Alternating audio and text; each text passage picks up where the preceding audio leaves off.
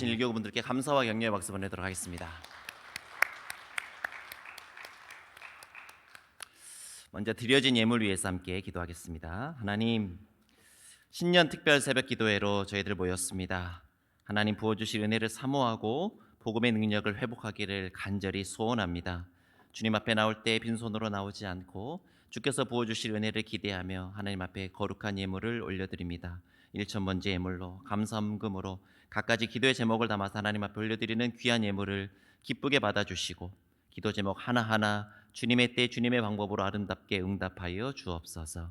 하나님, 사랑하는 우리 한강교회 모든 성도님들의 심령 가운데 이 특별 새벽 기도회를 통하여 다시금 복음의 불길이 활활 타오를 수 있도록 인도하여 주옵소서. 한강교회 부흥의 불길이 다시금 새롭게 불타오르는 은혜의 시간이 될 수 있도록 특별 새벽 기도의 모든 시간 말씀으로 역사해 주시고 기도 가운데 함께하여 주시며 성령으로 동행하여 주옵소서. 감사와 찬양을 드리며 이 모든 말씀 예수님의 이름으로 기도합니다. 아멘. 할렐루야. 할렐루야.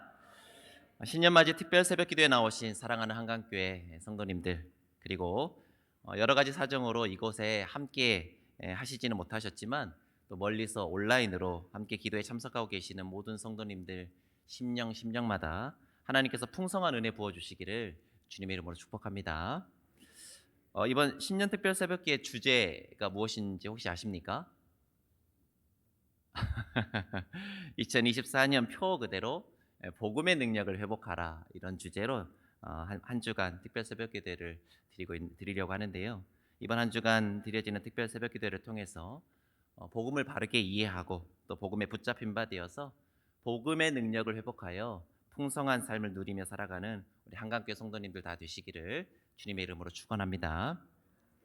오늘 첫 시간에는 우리에게 복음이 필요한 이유에 대해서 말씀을 나누려고 합니다. 우리 함께 오늘 본문 로마서 3장 23절 말씀 한 번 더 한 목소리를 읽어볼까요? 시작. 모든 사람이 죄를 범하였음에 하나님의 영광에 이르지 못하더니. 아멘. 사도 바울은 모든 사람이 죄를 범하였음에 하나님의 영광에 이르지 못하게 되었다 말씀합니다. 하나님의 영광에 이르지 못하게 되었다는 것은 하나님과 무관한 삶을 살다가 영원히 죽을 수밖에 없는 존재가 되었다는 것입니다. 성도 여러분, 본래 사람은 하나님과의 관계 속에서만 생명을 누릴 수 있도록 지음을 받았습니다. 처음에 사람이 지어졌을 때 그냥 그 사람 자체가 영원히 살도록 지어진 게 아니라 그런 뜻이에요. 하나님께서 창조하신 우리의 생김새를 잘 들여다보면 그 원리를 알 수 있는데, 여러분, 우리 중 어느 누구도 자기 혼자의 독립적인 힘으로 살아갈 수 있는 사람이 없습니다. 우리는 다 외부로부터 어떤 공급을 받아야지만 살 수 있도록 지어졌거든요.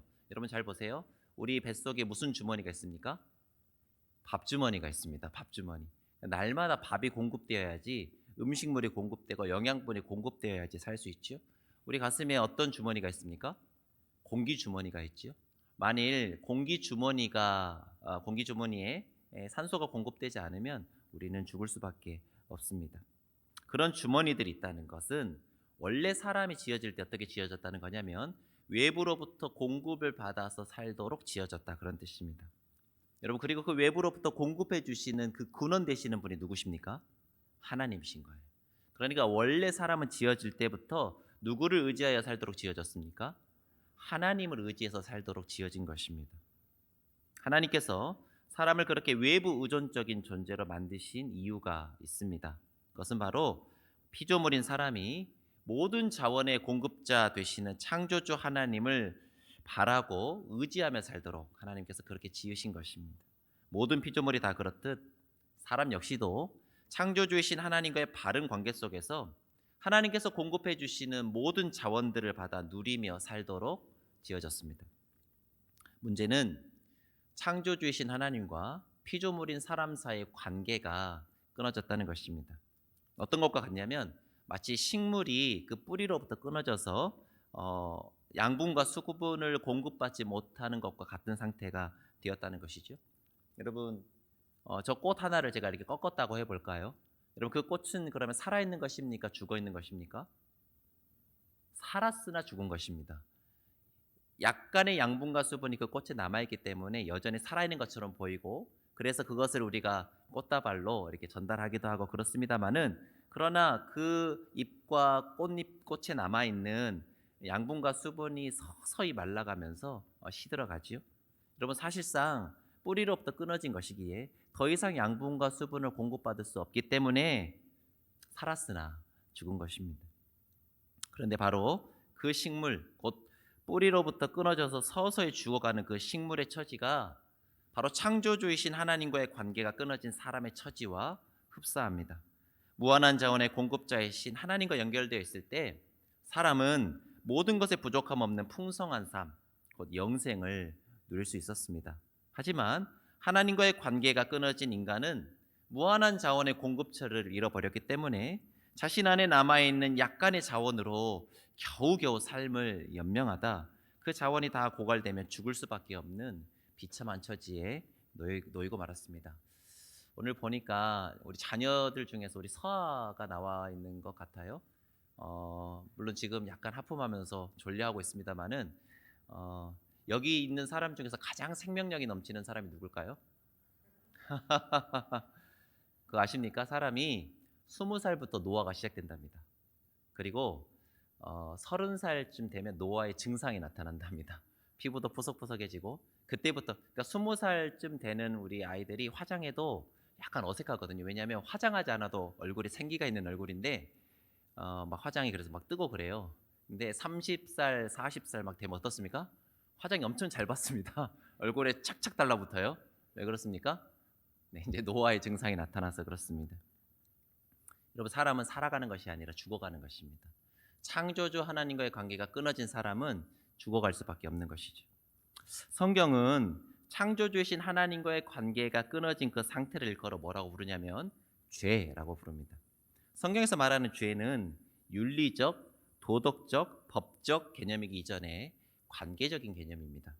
오늘 본문 로마서 3장 23절 말씀에 모든 사람이 죄를 범했다는 말씀은 모든 사람이 하나님과의 관계가 단절된 채로 살아간다, 그런 뜻입니다. 믿지 않는 분들에게 복음을 전할 때 그분들이 가장 반발하는 지점이 바로 이 지점입니다. 모든 사람이 죄인이다라고 하는 명제를 받아들이지 못하는 것이죠. 법 없이도 살 수 있을 만큼 나름 양심적으로 살아가고 있는데 자신들은 죄인이라고 하니까 덜컥 반발심이 생기는 겁니다.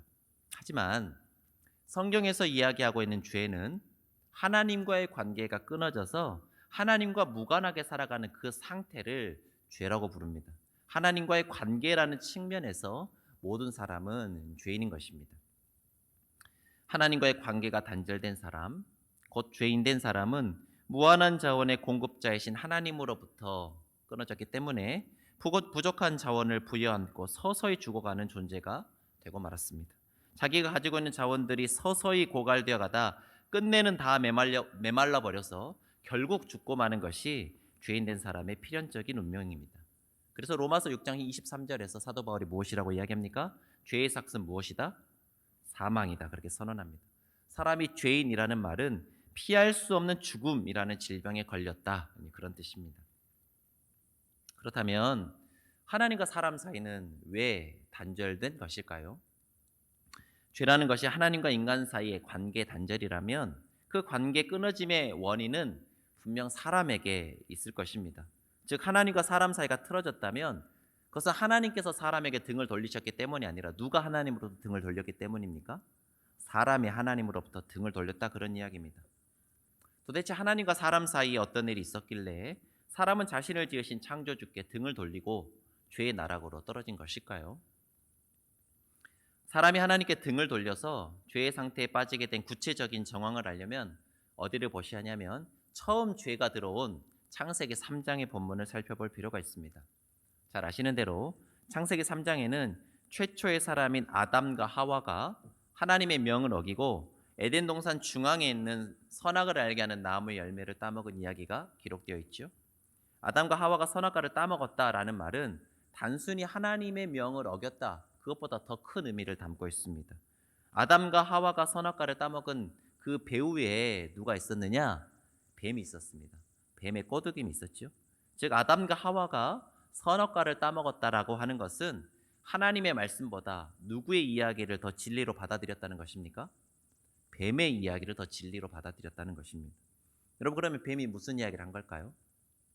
창세기 3장에 나오는 뱀의 이야기를 요약하면 크게 두 가지로 우리가 요약할 수 있는데요. 첫 번째, 뱀은 뭐라고 이야기한 거냐면 사람한테 하나님이 거짓말쟁이시다, 그렇게 이야기한 겁니다.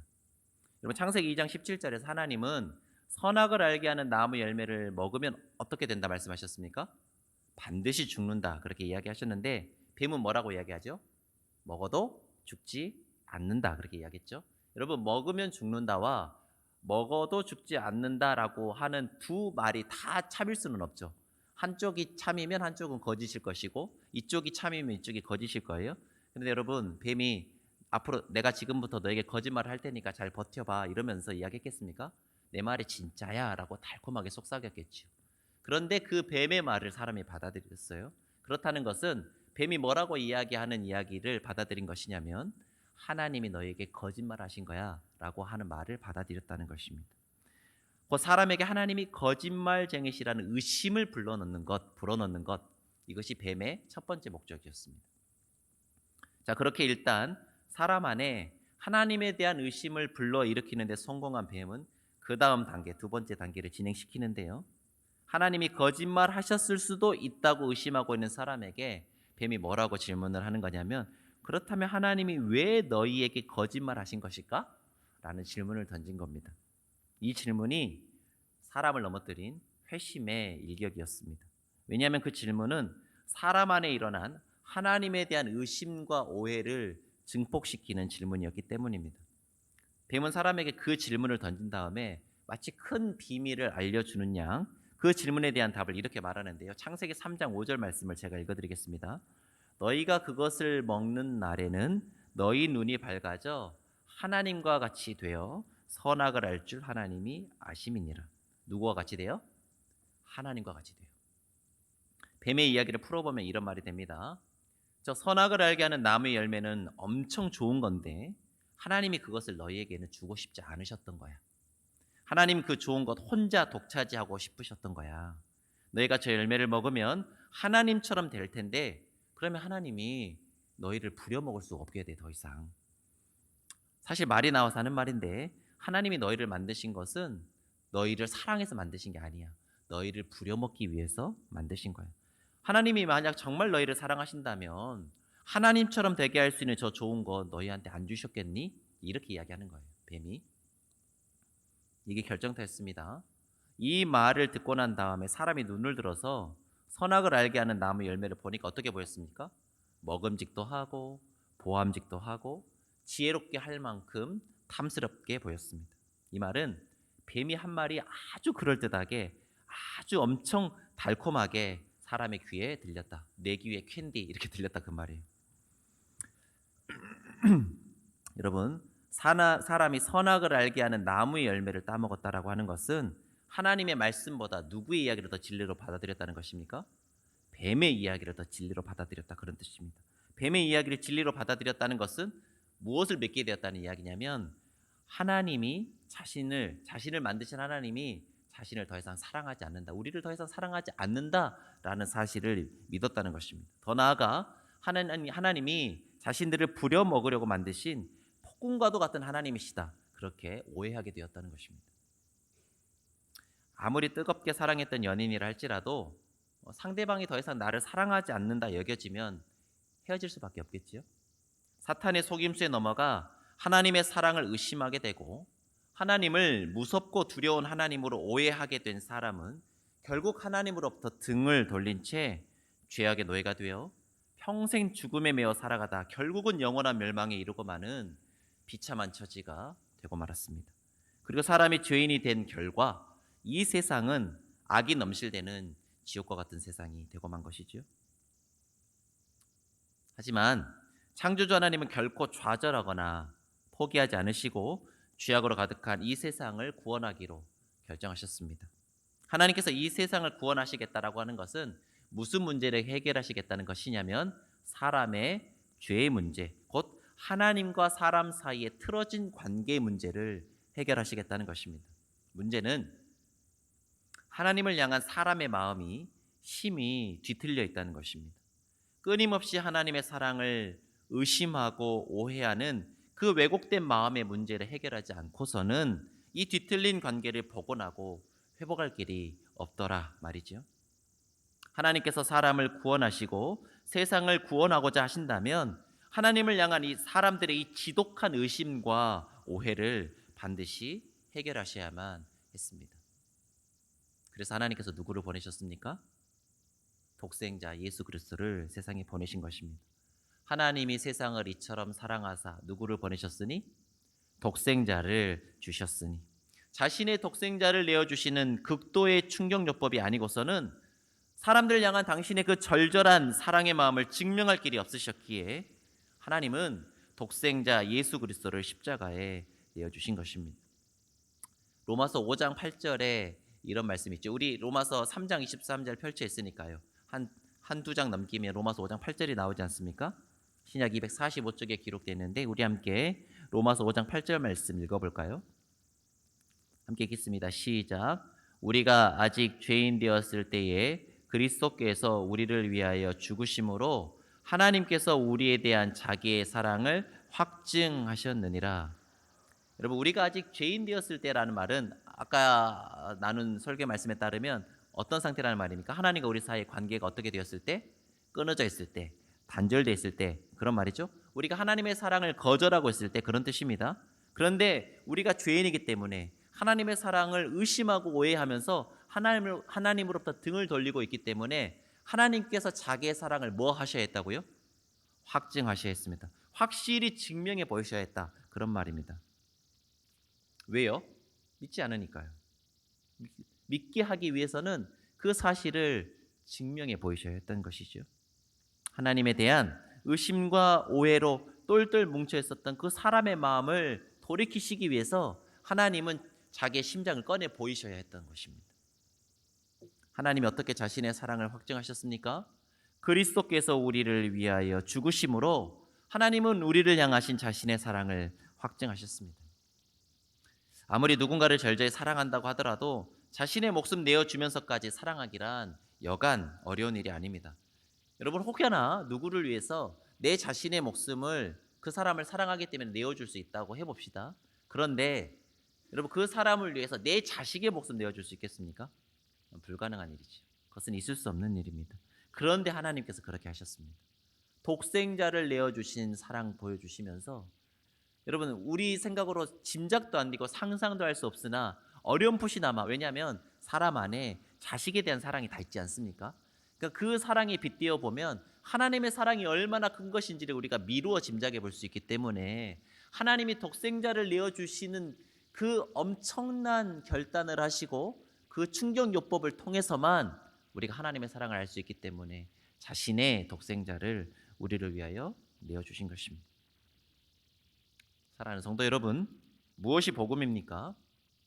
하나님이 우리를 사랑하신다는 그 분명한 사실이 복음입니다. 왜 우리에게 복음이 필요합니까? 우리가 하나님의 사랑을 잘 믿지 못해서 하나님과의 관계가 단절되어 있기 때문에 그렇습니다. 하나님의 사랑을 믿지 못하고 받아들이지 못하는 죄인들인 우리를 위해 하나님께서 당신의 사랑을 친히 증명해 보이신 분명한 증거물이 무엇입니까? 바로 이 앞에 걸려있는 십자가인 것입니다. 하나님은 지금도 십자가를 통해서 우리에게 이렇게 말씀하고 계시는 거죠. 너는 내 목숨보다 귀한 존재란다. 나보다, 내 아들보다 너를 더 사랑한단다. 이것이 매일 매순간 십자가에서 들려오는 하나님의 음성인 것입니다. 말씀을 맺겠습니다. 복음을 안다는 것은 무엇을 안다는 것입니까? 하나님의 사랑을 안다는 것입니다. 복음의 능력을 회복한다는 것은 매일 매순간 무엇에 붙들려 산다는 것입니까? 하나님의 사랑에 붙들려 산다는 것입니다. 바라기는 복음의 능력을 회복하라라는 주제로 진행되는 이 신년맞이 특별 새벽기도회를 통해서 한강교회 성도님들 심령에 하나님의 풍성한 사랑이 물붓듯 부어지기를 소망합니다. 끊임없이 하나님의 사랑을 의심하고 오해하는 그 불신앙에서 벗어나 예수 그리스도의 십자가를 통해 보여주신 하나님의 사랑 위에 굳건히 서서 늘 기쁨과 감사함 가운데 살아가시는 사랑하는 한강교회 모든 성도님들 다 되시기를 주님의 이름으로 간절히 축원합니다. 기도하겠습니다. 하나님의 사랑을 의심하고 오해하면서 하나님의 사랑을 거절하던 죄인된 우리를 긍휼히 여겨주사 독생자 예수 그리스도를 내어주심으로 우리를 향한 당신의 한없는 사랑을 확증해 주시고 우리를 구원하여 주시니 감사와 찬양을 드립니다. 내 아들보다 너를 더 사랑한다, 내 목숨보다 너를 더 사랑한다 들려주시는 그 부드럽고 따뜻한 사랑의 음성을 늘 마음에 새기고 매일 매순간 하나님의 사랑에 붙들려 살아가는 우리 모두가 되게 하여 주옵소서. 내 모습 어떠하든지 상관없이, 내 형편과 처지에 관계없이 나를 있는 모습 그대로 사랑하시는 하나님의 그 분명하고도 견고한 사랑으로 인해 늘 기뻐하며 감사하며 살아가는 한강의 모든 성도들 다 되게 하여 주옵소서. 특별히 이번 한 주간 복음의 능력을 회복하라라는 주제로 진행되는 특별 새벽 기도회 위에 성령님 풍성히 역사하여 주셔서 사랑하는 한강교회 성도들 심령에 풍성한 하나님의 사랑을 부어주사 복음의 능력에 붙들려 살아가는 귀하고 복된 주의 백성들 다 되게 하여 주옵소서. 이 모든 말씀 우리를 죄에서 건지시기 위해 십자가를 지신 우리 주 예수 그리스도의 이름으로 기도합니다. 아멘.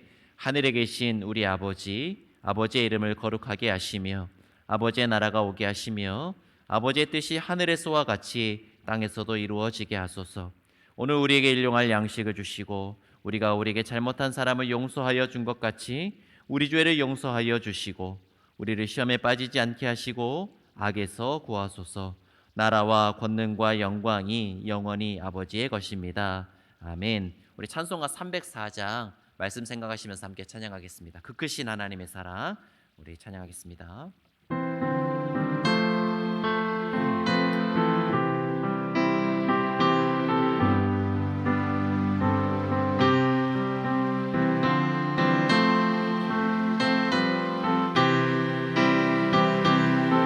말씀 생각하시면서 가사 생각하시면서 찬양합시다. 그 크신 하나님의 사랑 말로 다 형용 못하네.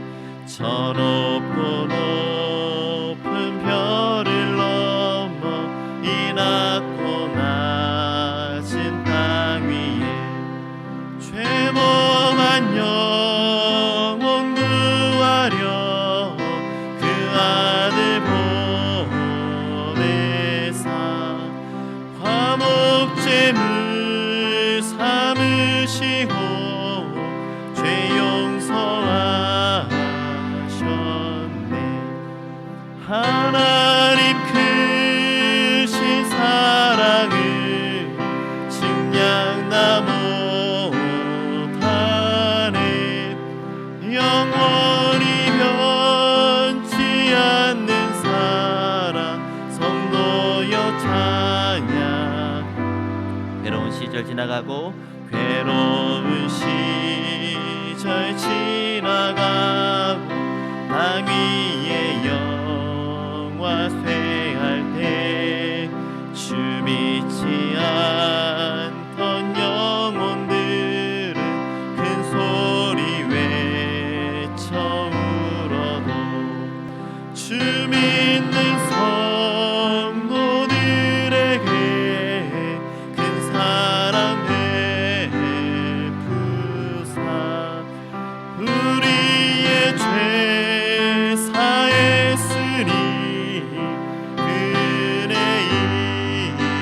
잊을까.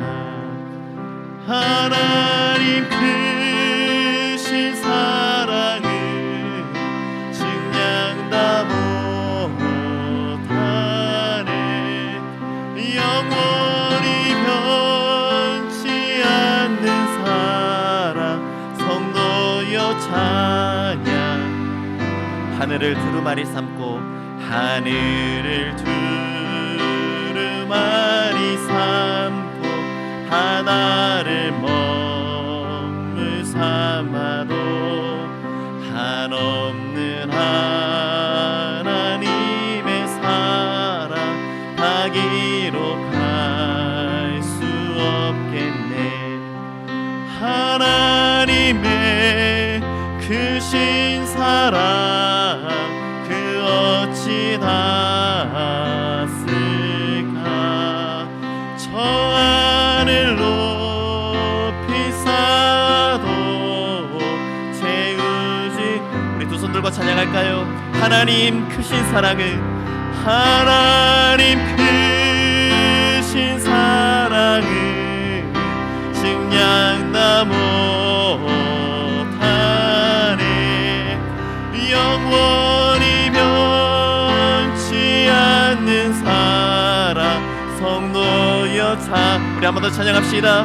하나님 크신 사랑을, 하나님 크신 사랑을 증량나 못하네. 영원히 변치 않는 사랑 성도여 찬양하세.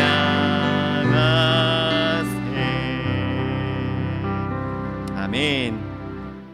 우리 공동기도 제목으로 함께 기도하는 시간 갖겠습니다. 첫 번째 말씀 생각하시면서 기도하실 때 끊임없이 하나님의 사랑을 의심하고 오해하는 그 불신앙에서 벗어나서 하나님의 크고 견고하신 사랑을 붙들고 늘 믿음으로 승리하며 살아가는 우리 모두가 될 수 있게 해달라고 말씀 생각하시면서 결단의 기도를 드리겠습니다.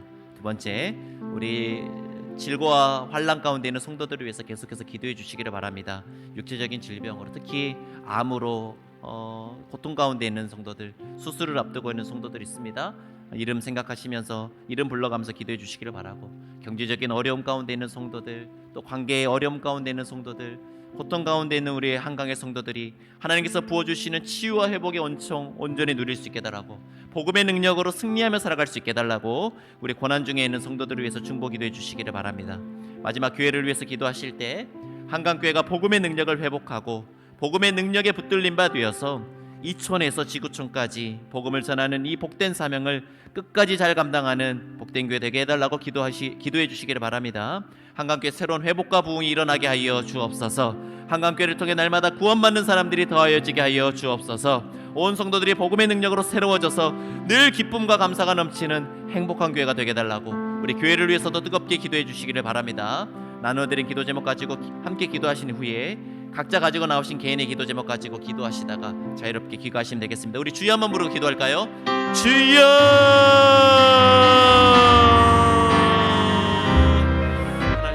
하나님 놀라운 은혜와 사랑을 인하여 감사와 찬양을 드립니다. 하나님, 오늘 말씀을 통하여서 우리를 향하신 하나님의 그 놀라운 사랑을 깨달아 알게 하여 주시니 감사합니다. 하나님, 우리는 하나님의 그 크고 분명한 사랑을 하나님 저 십자가를 통해서 보여주셨음에도 불구하고 끊임없이 하나님의 사랑을 의심하고 하나님의 사랑을 오해하면서 하나님 주어진 현실을 바라보며 그 현실 앞에 자꾸 무너지고 하나님의 사랑으로부터 멀어지는 하나님 참으로 연약한 죄인들입니다. 하나님, 우리를 긍휼히 여겨주시고 하나님 다시 한번 이 시간 하나님의 사랑이 물붓듯 부어져서 하나님의 사랑을 붙드는 은혜의 시간이 될 수 있도록 인도하여 주옵소서. 하나님, 저 십자가 단단히 붙잡고 십자가를 통해 말씀해 주신 하나님의 음성을 하나님 붙들고 나보다 너를 더 사랑한다, 내 목숨보다 네가 더 귀하다, 내 아들보다 너를 더 사랑한다 말씀해 주시는 하나님의 분명한 사랑이 우리 마음 가운데 새겨져서 하나님의 사랑에 붙들림 받아 살아가는 복음의 능력을 가지고 살아가는